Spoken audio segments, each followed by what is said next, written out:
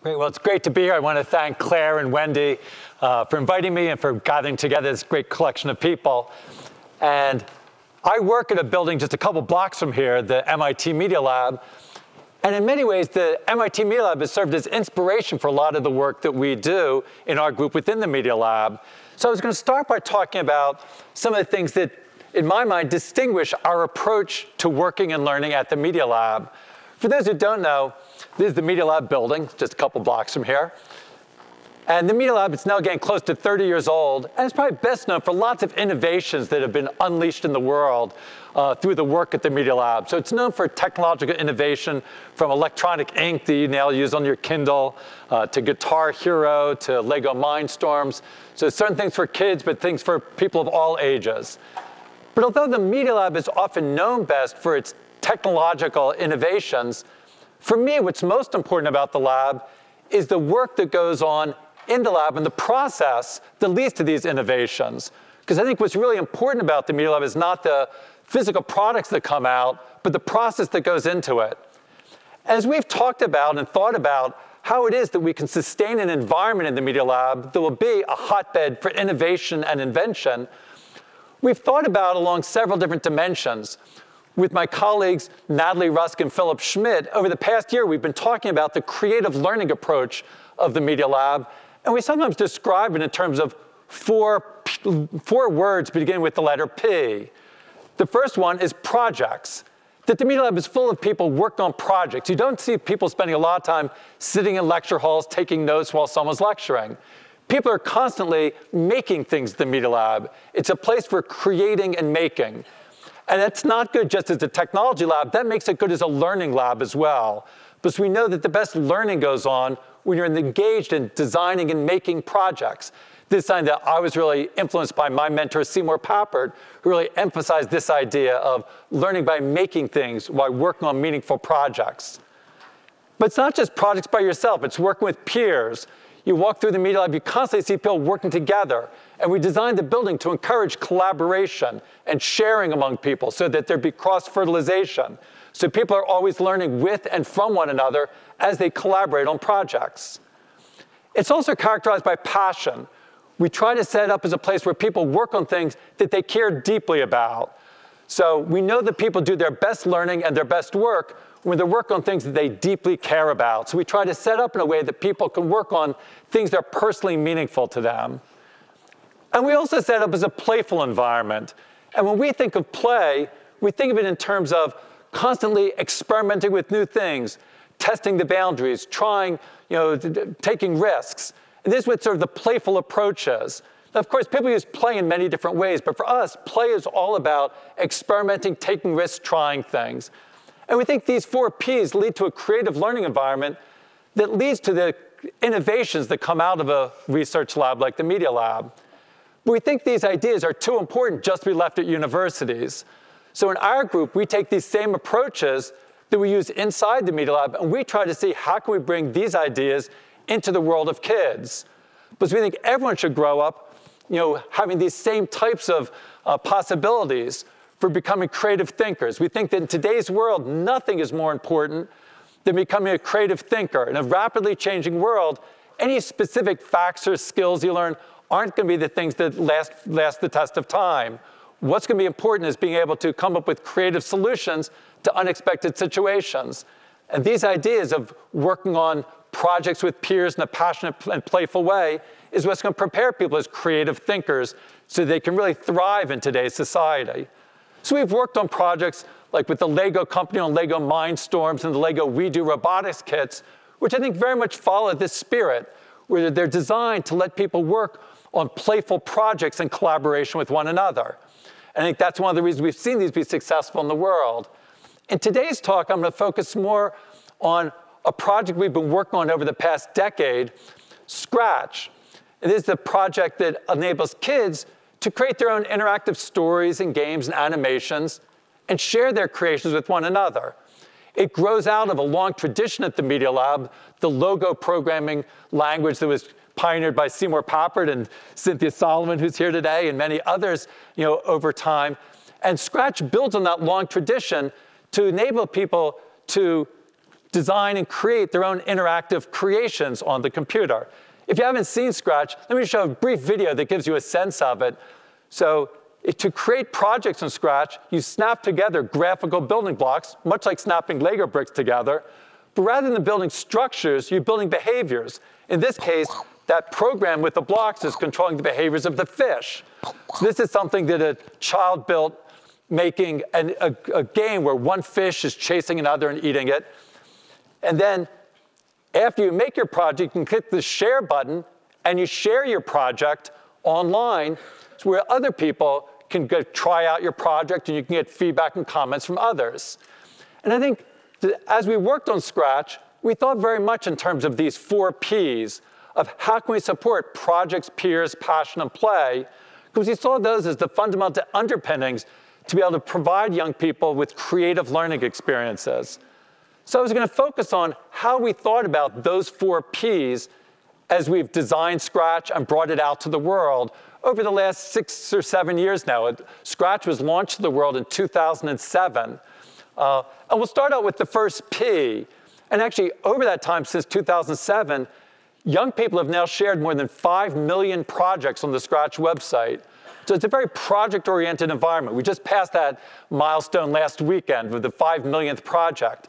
Every day, there's 8,000 new projects that kids around the world are sharing on this site. So we just see constantly opportunities for young people to take an idea, build it into a project, and share their project with others. To give a sense of this, I was going to talk about our experience last December. Some of you are probably aware that there was an event called the Hour of Code last December that was set up by code.org, which is promoting the possibilities of learning to code. And as we thought about how we were going to support an Hour of Code, I want to say a few words about how we did it within Scratch, but then contrast it with the way that some other approaches were used in supporting the Hour of Code. So the idea was the Hour of Code was for everybody spend at least an hour learning a little bit about coding or computer programming. The idea of letting everybody be able to start creating interactive content online. Since we think in a very project-oriented way, it was natural for us to think about having kids create projects during that hour. We gave some support and scaffolding for kids to make interactive holiday cards during it. You see, this is a studio where more than 2,000 people shared their holiday cards. Just to give you a sense, I'll show you a couple examples of things that were created at that time. This is one, a project that was created at a community center in Boston called the South End Technology Center.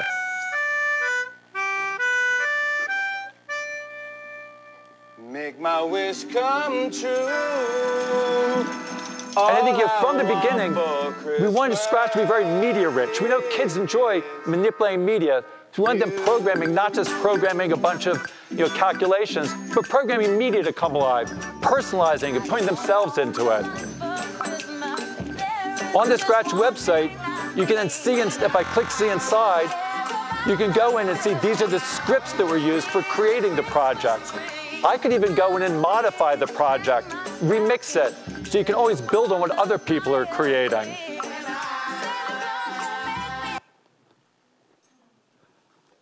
So just to show some other examples, here's one, the somewhat simpler project where bringing in her own voice. Where the first one brought in some commercial music here.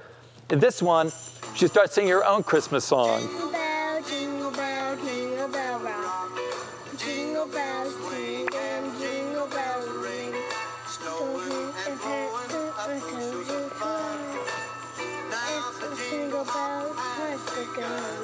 Or here's one that came from Spain, where it's in Catalan.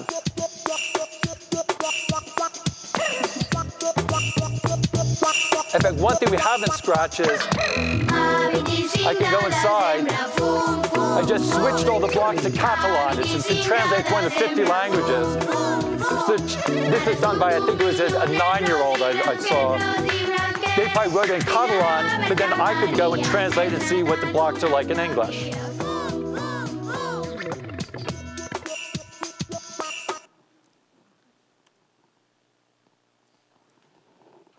So I think you can see there, some of the spirit that comes out by giving kids the opportunity to work on projects and to see how they can take an idea and build it into something that gets shared with an online community. Now, to us, it seems very natural if you're learning how to express yourself and learning to create things, that doing projects makes sense. But it's not the way that a lot of times coding is being taught these days. That coding has become very popular. In the last year, there's been this rush of interest of kids learning to code. A lot of it looks more like this: solving puzzles. These are a couple other examples from Hour of Code, where there's a case where you serve some characters from Angry Birds, and you use a programming language much like Scratch to be able to tell them how to solve the problem. Give a puzzle, here's how to solve it. And you advance through levels by solving it. Or here's one with Lightbot. And the point I want to make here is there's nothing wrong with puzzles. I enjoy doing puzzles. But for me, it's a little bit analogous to, I like to think with learning to program and learning to code is like learning to write. That you want to learn to express yourself. Coding is about expression, the same way that learning to write is about getting your ideas across. And we don't teach people to write assuming that everybody's going to be a professional writer.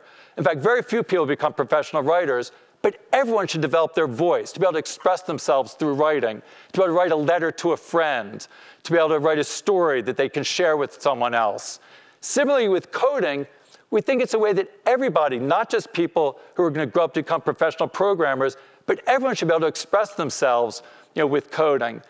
So just solving puzzles to learn coding, in my mind, is like just doing crossword puzzles to learn literacy. There's nothing wrong with crossword puzzles. I love crossword puzzles. The problem is that too often people are just focusing on solving a puzzle as a way of learning things, which again is fine as a piece of something, but this is where I feel that we need to put much more emphasis on allowing people to express themselves through projects, to take an idea, develop that idea in terms of something that can be shared with others. If we really want people to develop a fluency with new technology, not just a familiarity with new technology, we really have to give them this possibility of how they can develop their ideas through projects. If we go to the second point, it's not just about doing projects by yourself, but doing it in collaboration with others. As I mentioned, with our Scratch projects, when people share their projects, other people can write comments on those projects. So you get feedback from others. People can remix each other's projects. So each day when there's 8,000 new projects, there's more than 30,000 comments that people make on those projects.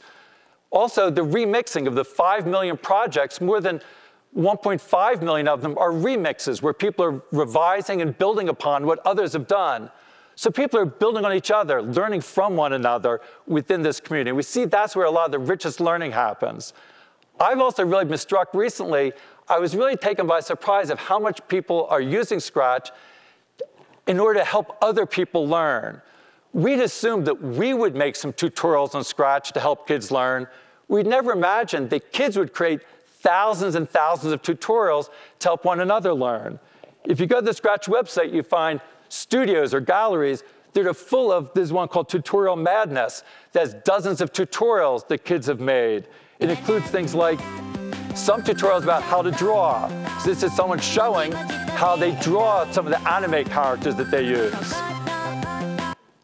Here's one that's a tutorial about how to build scrolling backgrounds. So this is helping you learn about the different program you have to write if you want to make the background scroll. Or if you want to add gravity, here's the strategies of how to do it. If you want to learn trigonometry, again, these are all projects written by kids. Here's one of my favorites, was a project not just about how to create with Scratch, but how to get your projects well known in the Scratch community. How to get your projects popular. Step 1. Take time over your project to make it a decent project. That way, people are more likely going to love your project. Step 2. Add lots of people to your list of friends. Then you're more likely going to have people to love your project. Step 3. Add your project to a gallery so that... So kids are sharing all types of tricks for all different aspects of ways of engaging in the Scratch community. They also set up, they've set up galleries about where people can post tasks. This is something I'd like done, and other people then volunteer to do it. They've created a welcoming committee so that people can sign up to help welcome newcomers to the Scratch community. There's 6,000 or 7,000 newcomers every day to the community, so people volunteer and offer projects to help welcome the newcomers. So this is all part of the peers aspect of creative learning. Work on projects, but also being a member of a community, interacting with peers. A third element of the creative learning approach is about passion. As I said earlier, I think we know that sort of the best learning experiences happen when people are working on things that they deeply care about.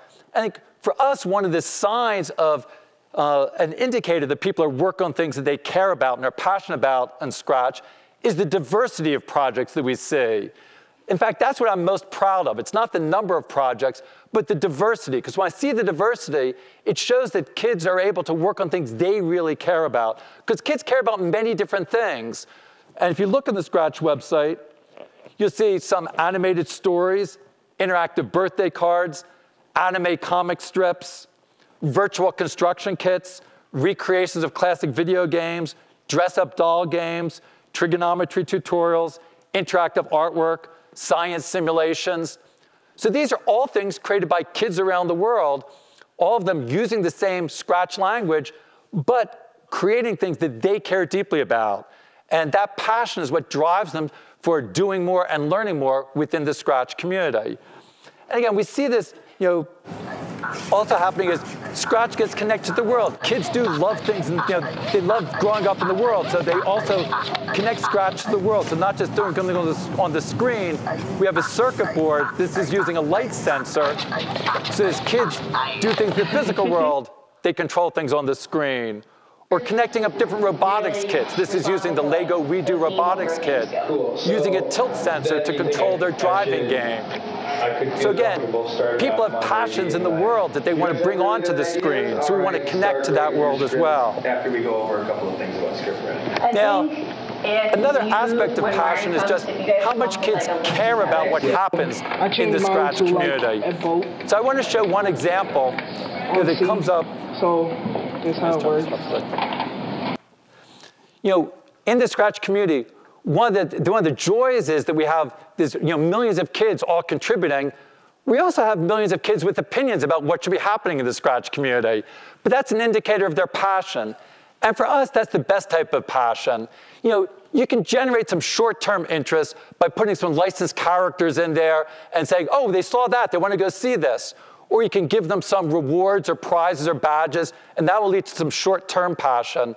What we really want to get at is the long, sustained passion that comes from people's intrinsic motivation of work on things they care deeply about. In the next video, I think you'll get a sense of how deeply some kids care about the design decisions that we make in Scratch.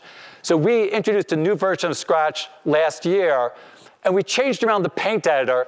And at first, we just offered vector graphics rather than bitmap graphics, because it gives a more professional look.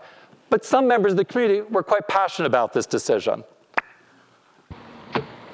Hey there, guys. It is T. Langster here to rant about Scratch 2.0 and your new vector graphics.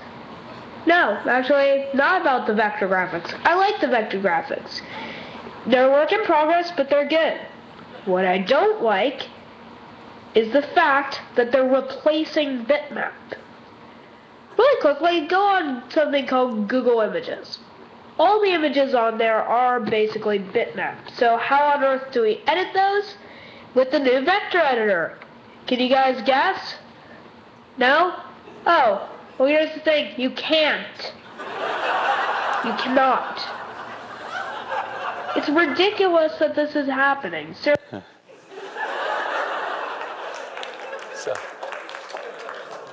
So we clearly have a passionate community that really cares about the design decisions we make, but they care about their projects and being able to be part of this community. So the fourth P is play. And play is obviously a topic, at Sandbox Summit. It's at the heart of, a lot of the ideas at Sandbox Summit. As I said earlier, when we think of play, I think our real feeling is that what we want to support is a type of playfulness, a type of attitude towards the world where people are willing to experiment, to try new things. And I think we see that type of playfulness supported within the Scratch community. Let me show one example. Here's a project that was done, and it has a dragon character going across the screen. And we notice this because you notice the title, it says, "My Dragon Game Not Finished." And if you then look at the notes and credits, it says, "This is all I have right now. I'm working on being able to run back and forth without the rock disappearing. Any tips or help? This is just a stage in a long process." So again, they were saying this is an ongoing effort. A little while later, the author, Emerald Dragon, wrote a comment that said, "I was just tinkering with the scripts of the game, and I finally figured out how to make it so you can run back and forth. I'll fix up the game and put up a new and improved version yet, a new version." And then here's the new version where it can go back and forth, although I still like that the title is Still Not Finished. But for me, this is an indicator of a playfulness. And because when I think of playfulness, I think of playfulness as recognizing that you're trying out new things, testing new things. I think the best play experiences are always about seeing what's possible, seeing how can I keep revising, trying new things. And that's what we want to support, both in the type of culture within the community, but then providing tools that makes it easy for people to iterate, try new things. When something goes wrong, to try to sort of explore new ways based on what goes wrong, take advantage of things that have happened and see them as new opportunities. In my mind, that's what a playful mindset and a playful spirit is about, and that's what we want to support with this technology. Now with Scratch, we designed it for ages 8 and up, and most of the users of Scratch are between like 8 and 16 is the core age range. But the idea of being able to express yourself and design things with computational technology shouldn't just start at age 8. We want to bring it to younger kids. As more and more young kids have access to tablets and other digital media, we want to make sure that they're not just pointing and tapping and browsing, but designing, creating, and expressing themselves. So our group has been collaborating with Marina Baer's group at Tufts University. Marina is a graduate from the Media Lab who's now a professor of child development at Tufts, who's done a lot of work with young children. So we've worked together for the last couple of years on a version of Scratch that's developmentally appropriate for younger kids. So we want to have kids be able to start designing and creating on their own. So just to give you a quick sense of ScratchJr, this is something that we're getting in the final stages of it now, getting ready for it to come out. Let me just quickly show a brief demo here. Here we have the tablet here. And you can see if I want to start, here's the main character. It's a new cat for ScratchJr. If I pull the block, and notice we sort of minimize the amount of text. This one says, if I click on this, tap on it, it'll go forward 1. This will jump up and down. I snap them together, it'll go forward and then jump. If I want to do it repeatedly, I can pull a repeat. It'll repeatedly do it. Of course, I can add other characters, add other scenes to the story to build up interactive stories. Also, we've changed it, put down a grid. It's all based on sort of smaller integers, so it's easy to make it appropriate for younger ages. So this is something that we've been testing out with in various classrooms over the last couple of years. In the next few months, we are getting this ready to bring out to the world, and we're excited to see how people use it. The same way we were always taken by surprise with the way that young people in the Scratch community make use of it and the type of things they create. We're looking forward to seeing how people are able to share these ideas with ScratchJr. Let me just show a little bit of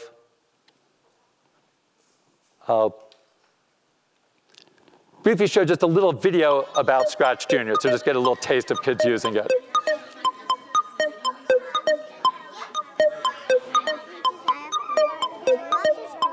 We're working on ScratchJr, which is a programming language for young kids, specifically designed for 5 to 7-year-olds, and it's designed with them in mind, so it's developmentally appropriate, and children can create animated stories, interactive games, collages, or anything they imagine.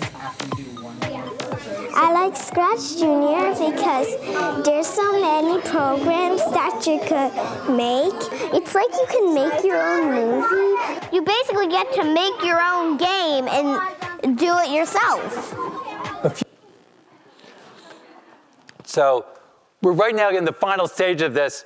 Actually, the video is just from a Kickstarter that we launched a week ago in order to try to raise additional funds for doing this and then getting up to an Android version. Just to end up, I'll sort of mention just a few different, I'll end with a few plugs for different things. So the Kickstarter is being supported by a new foundation we started, the Code to Learn Foundation, which is supporting these efforts of having kids not just learn to code, but to code to learn through the process of coding, which is our goal with Scratch and ScratchJr. We're also organizing events like Scratch Day in May. If you take a look online, you can find about opportunities to cut together. Last year, we had 200 events in 50 countries around the world where people got together to share ideas around Scratch. We're having a conference this summer here at MIT in August for educators, designers, developers to come together to share ideas about what they've been doing with Scratch. We also have an online course that's called Learning Creative Learning. The ideas about the 4 Ps of projects, peers, passion, and play grew out of this course. It's ongoing now. If you're interested, go to learn.media.mit.edu. We'd love to have you join. It started as an online course, but what we like is it turned into a community. It's a community of kindred spirits who care about issues around creative learning. We'd love to have you join. So we look forward to finding different ways of interacting with you, and hopefully everybody can help us learn more about how to engage the next generation of kids in growing up learning through projects, peers, passion, and play. Thank you very much.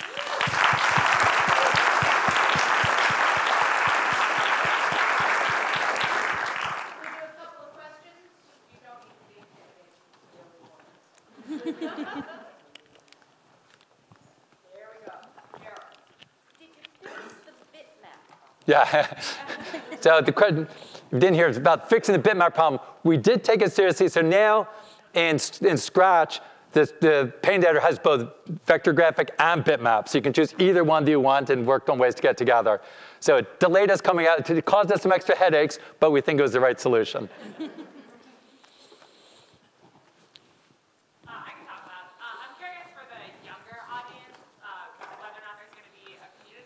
Yeah. There's probably COBOL concerns around that and sort of how you guys are thinking about recreating that. We decided that for ScratchJr, the younger audience, to not have an online community. Because we felt for 5 to 7, this idea of participating in the online community didn't make sense. What we'd like to do, but we haven't done yet, is to at least have sharing with other individuals, to be able to share your project with grandma or share it with some friends. So our hope is to have it, but the first version that's going to come out in a few months will just be standalone on your tablet. It will first come out on the iPad. Later, we'll do an Android version. So right now, it's just a standalone version. Our plan is to then have simple sharing with other individuals, but we're not planning to have an online community. Hi, I'm wondering about the future plans. You publish right now to the web. Can we have the kids publish a mobile app and put it in an app store and things like that? Yeah, and that's something that we're looking at. Of course, just to give a plug for another sort of neighboring project, also from here at MIT, App Inventor has some similar spirit that's specifically designed for creating things for apps for your phone. We also see evolving that way with Scratch. Right now, we are working on a tablet version of Scratch, so that you'll be able to use Scratch on a tablet. That'll come out later this year. But certainly, eventually, not just making apps. I think one of our longer term, if we look at our roadmap for the future, want to have it more integrated into the online ecosystem. Some things you can't do now, but that would be good to do is pull in other information from online into your Scratch project. I should be able to have a Scratch project that displays my latest Facebook post or displays temperature data from different places. So that's something we're working on now. We're calling an extension system to be able to add more blocks, both to be able to connect to the physical world to control robotics, et cetera, but also to connect to the online world to bring it. So I think one of the directions for Scratch is become more integrated and connected to the world, both online and physical. I have a simple question, which is, could you go back a slide so I could catch the website address for the course? Oh. So it's just, learn.media.mit.edu. Okay, great. Thank you.